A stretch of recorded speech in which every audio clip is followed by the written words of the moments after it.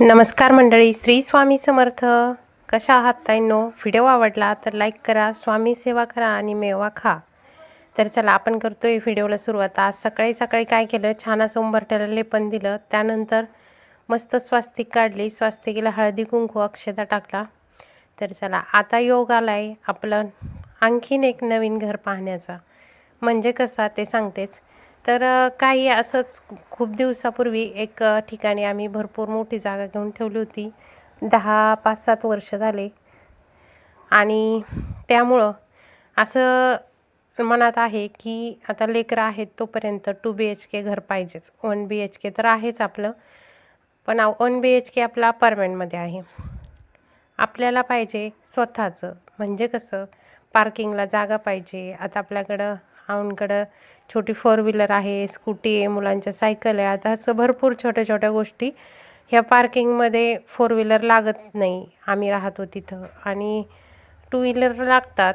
तर मग ते काय होतं, एवढे महागाची गाडी आपण पायी पायी करून घेतलेली असती आणि तिला जर जागा नसेल तर खंत वाटते. पावसात ठेवणं हे योग्य वाटत नाही.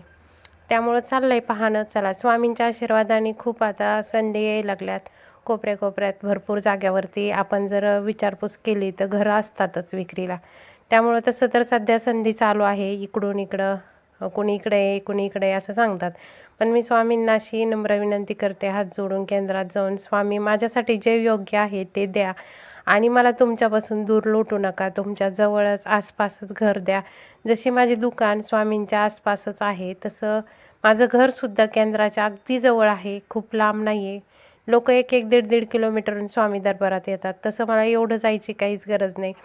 जवळपास माझं घर स्वामींच्या दरबाराजवळ असल्यासारखंच आहे. त्यामुळे मला कधीच काही वाटत नाही केंद्रात यायला जायला.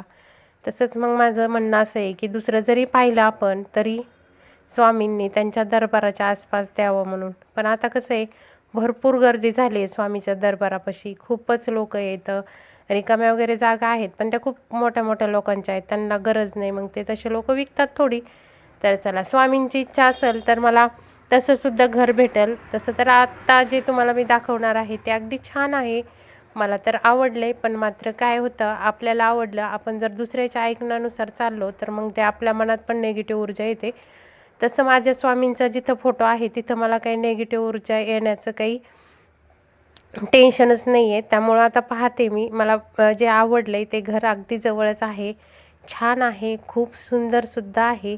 पण असं म्हणतात की त्या घरामध्ये काहीतरी प्रॉब्लेम आहे. आपले जे काही घराचे पेपर असतात त्यामध्ये थोडा प्रॉब्लेम आहे. पाहू आता स्वामींचे योग आले तसं तर मी पाहून आले. इथं पहा, सकाळचा स्वयंपाक झाला, आहोंचा छान असा डब्बा भरून दिला. अगदी देवपूजासुद्धा प्रसन्न झाली. तर भेंडी केली मसाल्याची, मीठ आणि मस्तपैकी काळ्या मसाल्याचं बटाटं, भेंडी तोंडी लावायला आवडती त्यांना. मग लिंबू, शेंगदाणे अगदी छान भरून दिलं. तर पाहता येणं हे आहे ते घर. आज मी थंबनेलमध्ये तुम्ही पाहिलंच असेल की आज गेलो नवीन घर पाहायला. तर हे असं सिंपल असं ते घर आहे. आता महाराजांची इच्छा असेल तर ते लवकरच पूर्ण होईल. आता त्यांचं कसं आहे, हे सोफा वगैरे आता आणखीन काही फिक्स नाही की ठेवणार का नेणार हे माहिती नाही. पण घर छान आहे.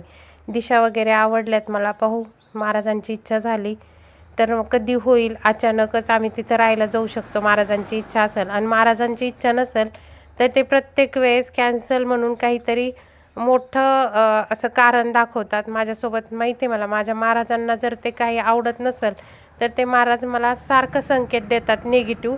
मग माझ्या लगेच लक्षात येतं की महाराजांच्या मनात नाही आहे ही गोष्ट.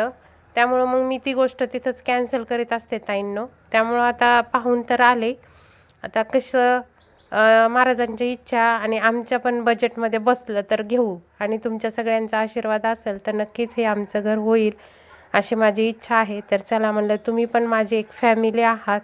आता थोडी फॅमिली राहिली नाही आपली, 1700+ झालेली आहे. काही दिवसात 2000 होईल.